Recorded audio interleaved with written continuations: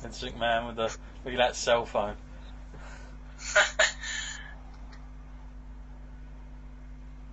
Probably would have been the best of the best that he'd have back then.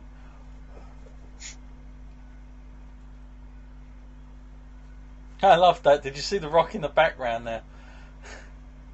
Yeah. It's like, oh shit! I got on the shot. Damn it. Okay, well, we're now heading into our King of the Ring finals, Matt. And we're going to see X-Pac. Now, what part of his body is he going to sell this time? I'm hoping it'll be the back of the head or the neck that he was pointing out, whatever it was last time, but doesn't seem to be doing too much of that now. No, he's had quite a bit of recovery time now, hasn't he? He's repaired himself, unless he's going to get in the ring and start, limping or something. Speaking of, we had that Rock and Undertaker match going for so long. Now, can we get through a match where there's going to be no shenanigans at the end? I don't know, because whenever you get this sort of thing happen, where it's like, face versus face, they normally don't like to put someone over clean.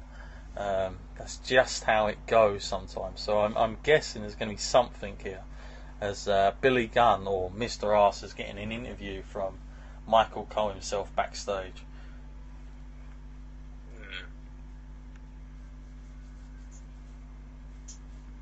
Now, was it gone off the days of the whole you get your crown moment, Matt, and you have to go and sit on the big king's chair itself? Yeah, well, we didn't see that last time, did we? I couldn't imagine Shamrock in a crown and scepter. So, yeah, I would say it was over at this point. I think maybe they realised it would look a bit goofy like that. Mm-hmm. Well, you say that. You say they did realise. They didn't realise it in the ones they done on Raw. Where they had King Barrett put the bloody thing on. Maybe back then they were worried about their more kind of adult-orientated audience looking at it going, that guy looks like an idiot. Yeah.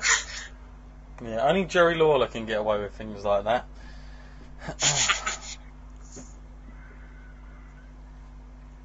So now then we get Billy Gunn squaring off against X-Pac on the King of the Ring finals of 1999. Now I'm trying to think as well.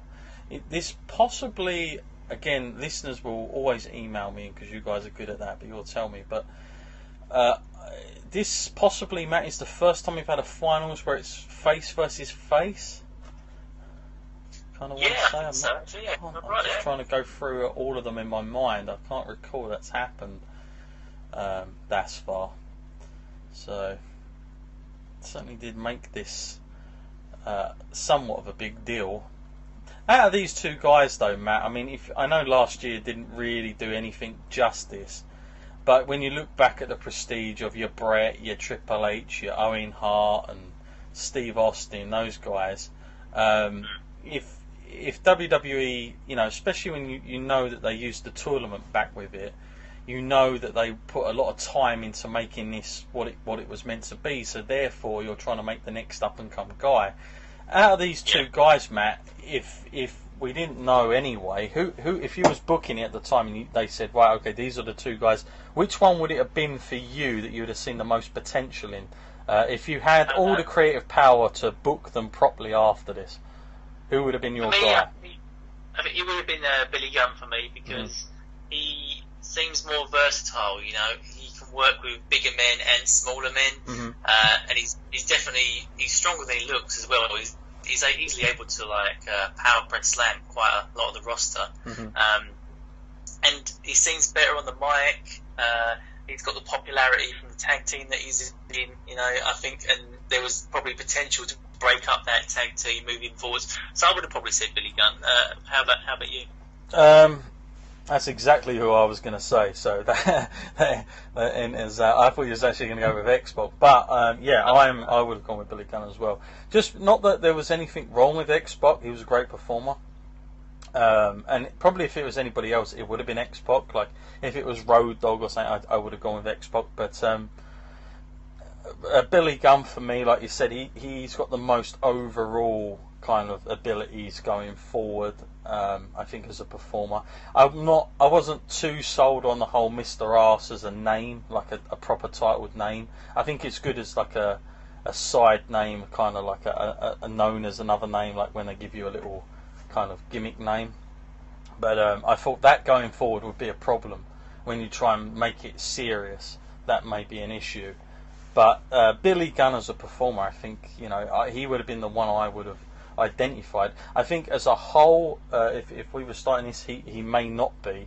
If I could have free range over everybody, but certainly he would have been my guy as well. So it's not exactly a name you can sell WrestleManias on, is it? It's The Rock versus Mr. Arse. Yeah, I think it's just not going to do well in mainstream. It's not going to have the interest of your casual viewer trying to get into wrestling, and you see that and you're like, oh, it's just a joke. You know, I can't get behind that, and it has to be so over to the point of no return. I much preferred the BA Billy Gunn, like the badass Billy Gunn. Now, did he do that after, or was that before this? I can't actually remember whether it was before or after. I just remember I much preferred that. I mean, it must have been after, I think. I'm not sure. Well, or maybe it was before, because the Road Dogg used to come out and announce him in the tag team as the BA Billy Gunn. Yeah, that's a good point. So yeah, it must have been. Cool. And then, of course, the one Billy Gunn, you'll remember, Matt. Oh, that was to me his worst kind of gimmick. Like even worse than smoking guns and all that other stuff he did, because I didn't really get it. They changed his main move. They changed his hair. It was worse than Billy and Chuck. And the one with Tori Wilson. Oh dear. They gave him even his own kind of theme music change as well, didn't they? Yeah. What was it? Yeah. Oh yeah, I know the one. Match not too bad. I mean, these guys are giving it their all for a King of the Ring finals thus far. So the fact that they also changed Billy Gunn's gimmick so many times probably does say they were trying to find something that would take it to the next level, but it often ended up giving it the opposite effect, just dropping it down even more. Yeah. Yeah, I mean, it does happen to guys where that is the case, where they go through all these different name and music changes and attires. So they certainly didn't give up on the guy for a few times. Somebody somewhere obviously was trying to back him to be potentially the next guy. I've seen worse go on and do better than he has, that's for sure. There's a nice famous off the. Oh, there we go. What did you make of that finisher there, Matt, to the match? Pretty good, actually, yeah. I mean, I think that was quite new at the time there. I don't know, really. I suppose you've got to take it to a next level. I mean, we've seen these guys now for this will be the third match of the night that they've done. Yeah. So I think it's good finish for me, because they had to do something a little bit different, you know. And I do remember at the time that I was impressed with that, because I was thinking, I hadn't seen that before. Well, I remember watching this live, and I turned to my friend and I said, yes, he's going to be the next WWE champion. That never happened.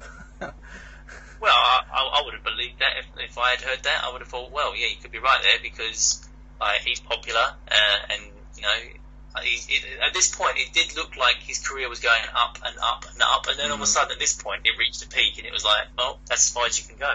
Yeah, I'm happy as well that match was clean. There wasn't anything crazy in it like we've seen the last few times, so at least. But in terms of our, you know, King of the Rings, like we spoke last time, Matt, Ken Shamrock did not have a great career going forward in terms of getting to the next tier. And as we spoke about towards the end of that match, Billy Gunn would go on and have quite a difficult time adjusting. I do remember he had a match, I don't know if it was at it might have been SummerSlam 99 in fact, Matt, where he faced The Rock. I'm sure it was that year, as Mr. Arse, and that was supposedly the match that was supposed to get him on that next level, but it just didn't work out. There was just something missing. and the match didn't go too well, from what I recall.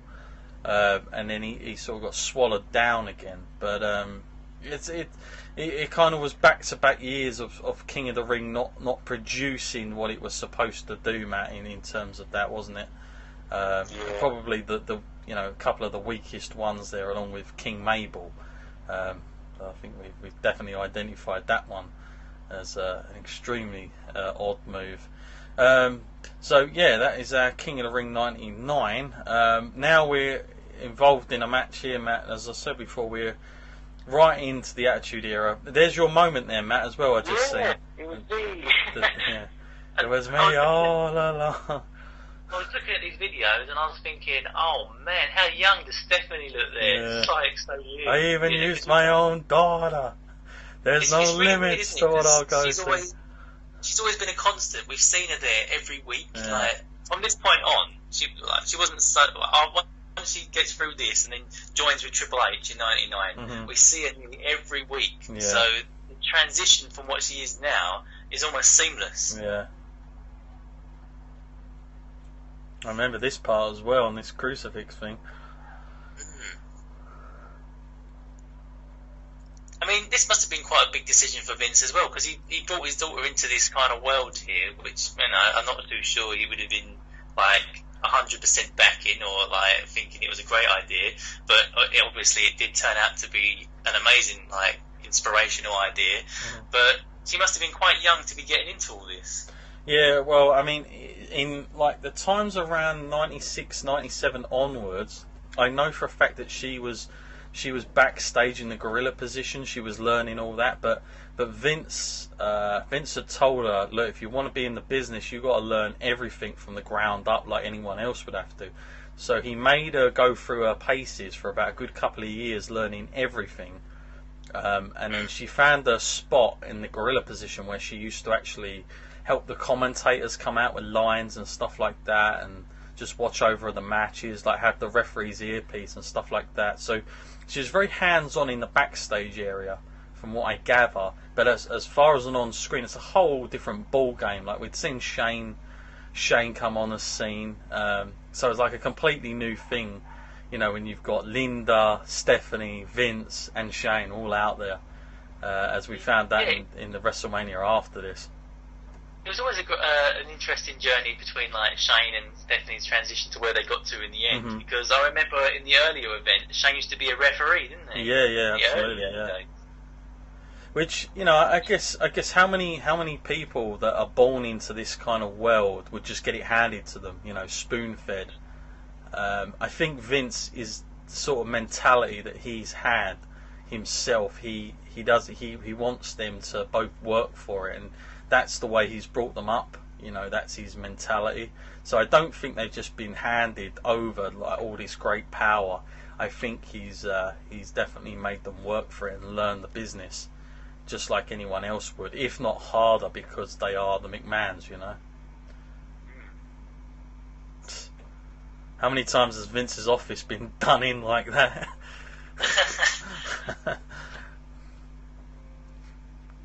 Didn't it make you always wonder as well, like, the amount of stuff that Austin always put him through in that? He never thought, I'm going to fire him or whatever. Yeah. He just thought, no, I'm going to fight him. I'm going to put him in a match. I'm going to beat him up a bit.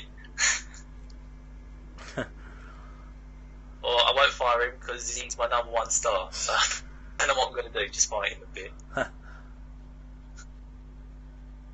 This is gonna be fun to see how this plays out. This match. Which not also thought, like, in another sense, realistically, if Austin hated Vince that much, he might have thought, "I know, I'll destroy you. I'll go WCW." Yeah. I wonder how much power he would have had on a new contract if he'd have just mentioned the fact that they are interested. What kind of deal he may have got offered back then.